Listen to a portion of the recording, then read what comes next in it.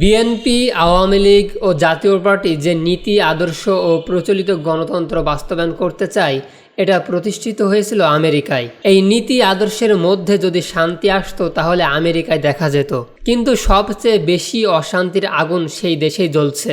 এমন নীতি আদর্শের মাধ্যমে মানুষ পশুর চেয়েও খারাপ হয় বলে আখ্যা দিয়েছেন ইসলামী আন্দোলন বাংলাদেশের আমির মুফতি সৈয়দ মোহাম্মদ রেজাউল করিম।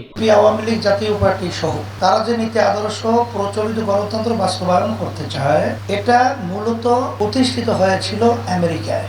তাম দুনিয়ার ভিতরে যত আত্মহত্যা হয়েছে বা চলছে, সবচেয়ে বেশি আত্মহত্যা হয় দেশটার নাম হলো আমেরিকা। তাহলে এই নীতি আদর্শের মাধ্যমে যদি শান্তি আসতো, আমরা আমেরিকা দেখতে পেতাম। তাহলে সবচেয়ে অশান্তির আগুন সেখানেই ধাউ ধাউ করে জ্বলছে, যে এই নীতি আদর্শের মাধ্যমে মানুষ হয় না, কুত্তার চেয়েও খারাপ হয়।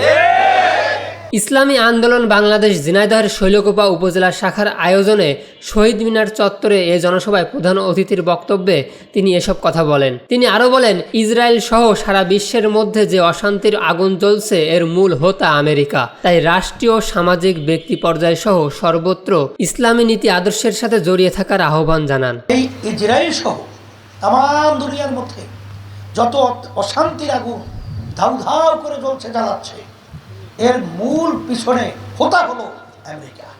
যে আমরা নীতি আদর্শ রাষ্ট্রীয় পর্যায়ে বলেন, ব্যক্তি পর্যায়ে বলেন, সামাজিক বলেন, সর্বত্র আমরা জড়ায়ে থাকবো ইসলামী নীতি আদর্শের সাথে। জনসভায় ইসলামী আন্দোলনের কেন্দ্রীয় সাংগঠনিক সম্পাদক মাওলানা মোহাম্মদ সোয়াইব হোসেন, তথ্য ও গবেষণা সম্পাদক মুফতি আহমেদ আব্দুল জলিল, জেলা সভাপতি ডাক্তার এইচ.এম. মমতাজুল করিম সহ জেলা ও উপজেলার নেতৃবৃন্দ বক্তব্য রাখেন। ডেস্ক রিপোর্ট, দৈনিক রানার।